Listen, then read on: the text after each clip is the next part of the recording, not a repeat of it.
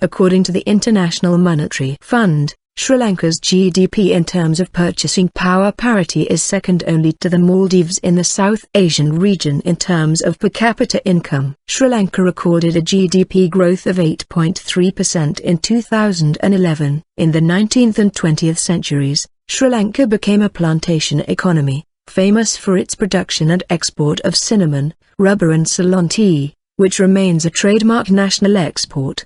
The development of modern ports under British rule raised the strategic importance of the island as a centre of trade. From 1948 to 1977, socialism strongly influenced the government's economic policies. Colonial plantations were dismantled, industries were nationalised and a welfare state established. In 1977, the free market economy was introduced to the country, incorporating privatisation, deregulation and the promotion of private enterprise. While the production and export of tea, rubber, coffee, sugar and other commodities remain important, industrialization has increased the importance of food processing, textiles, telecommunications and finance. The country's main economic sectors are tourism, tea export, clothing, rice production and other agricultural products. In addition to these economic sectors, overseas employment, especially in the Middle East, contributes substantially in foreign exchange. As of 2010, the service sector makes up 60% of GDP, the industrial sector 28%, and the agriculture sector 12%. The private sector accounts for 85% of the economy. India is Sri Lanka's largest trading partner. Economic disparities exist between the provinces, with the Western Province contributing 45.1% of the GDP and the Southern Province and the Central Province contributing 10.7% and 10%, respectively. With the end of the war, the Northern Province reported a record 22.9% GDP growth in 2010. The per capita income of Sri Lanka has doubled since 2005. During the same period, poverty has dropped from 15.2% to 7.6%, unemployment rate has dropped from 7.2% to 4.9%, market capitalization of Colombo Stock Exchange has quadrupled and budget deficit has doubled. Over 90% of the households in Sri Lanka are electrified.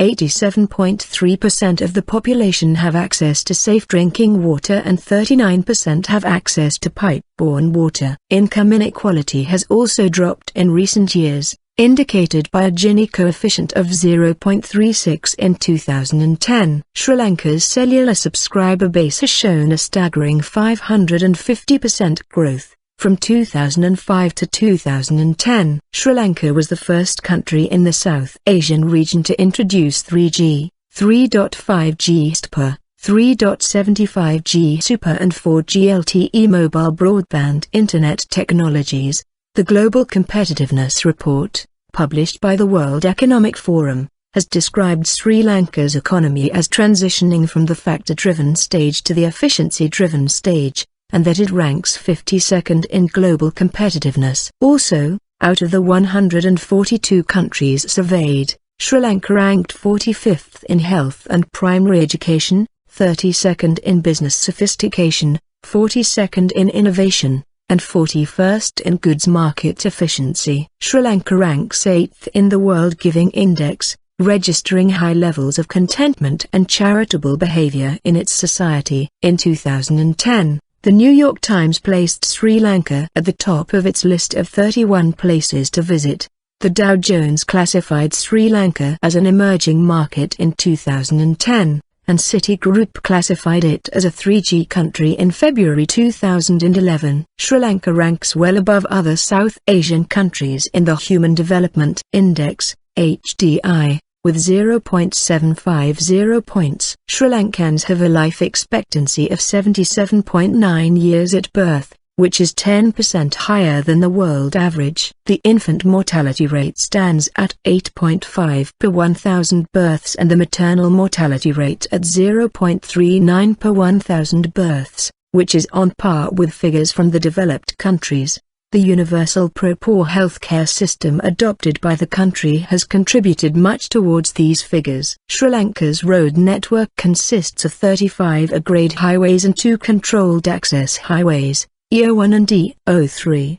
The railway network, operated by the state-run national railway operator, Sri Lanka Railways, spans 1,447 kilometers, 900 miles. Sri Lanka also has 3 deep-water ports, at Colombo, Gal, and Trincomalee, in addition to the newest port being built at Hambantota. The port at Trincomalee is the 5th largest natural harbour in the world. During World War II, the British stated that they could place their entire navy in the harbour with room to spare. Sri Lanka's flag carrier airline is Sri Lankan Airlines. Fitch Ratings has affirmed Sri Lanka's foreign and local currency issuer default ratings, IDRs, at BB with a stable outlook. With a grant of $20 million from the US and help from China, a space academy has been set up for the purpose of developing an indigenous space sector to launch satellites of other nations as well as of Sri Lanka. This dual use of launching technology will also serve to develop missile technology. On the 26th of September 2012, China launched Sri Lanka's first satellite,